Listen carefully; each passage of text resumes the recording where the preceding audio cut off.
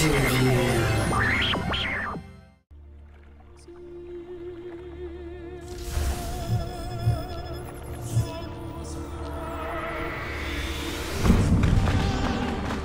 Assassin's Creed 2 starts where, say, Assassin's Creed 1 ended. Which means that we still play with Desmond Miles, who's like experimenting some weird stuff in a machine called an Animus that lets you relive the life of an ancestor through your like scanning of your DNA. So we're back into his shoes, and this time around though, Desmond's going to relive the life of Ezio, Auditore da Firenze, which means that you're going to play an ancestor in the Italian time of the Renaissance. So it's the Italian Renaissance. And Ezio character is a guy who's not an assassin at first. The story is the story of a young, noble Florentine, and that something will happen to him, and he will have to become an assassin if he wants to survive. AC1 was about being a lonely soldier, you know, a lonely assassin. AC2 it introduced this idea of a family. So you can hire also some people from a faction, from different faction, to help you out. And they can help you out during an approach by doing some diversion. They can help you out while fighting. They'll join the fight. And even during an escape then, because they can stop some people from following you. So, and those people, again, will use the economic system. So they'll be available for you to hire. Instead of having 5 or 6 different mission types, now we're roughly around 15. But also, instead of having a structure that is almost the same from beginning to end, right? In AC1, it was all about, you have 9 targets to kill, you do your investigation, and then you're assassinated, and you go back to your master. That's gone. That's totally, you know, in the trash can. Now it's more this life of, the life of Ezio, and a lot of stuff will happen to him throughout the game, and so the missions are more hidden. There's no, you're not that warrior monk anymore. You're that normal person who have to deal with stuff while learning to become an assassin.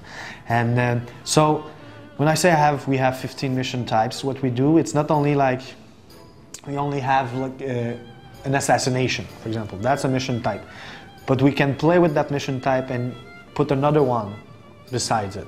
So we could start with like an escort mission that transforms itself into an assassination mission. So with those 15 different types, we can create like an endless numbers of missions. Right now, roughly, we're around 200 different missions in this world we're creating. Since it's the sequel, we have the first game and then we build on top of it. So everything that was in the first game is still in it. But then we've created like new moves in the climbing, for example, with the addition of a climb leap. Lets you like jump in the climbing, make it faster. In the fight department, I wanted to have a character that is really much more an assassin than a warrior. That maybe in the first game the character was. So that's why he's so good with his arm. So he can disarm his opponent. So he doesn't need this big weapon and all the swords, even though he'll have them. He doesn't need them. So you can disarm enemies and use their weapons against them. We worked a lot also on the AI to bring new archetypes, new enemies that will ask more from the player. Some enemies are good at chasing you, others are good at fighting you, and others are good at finding you. So all those archetypes creates different experience.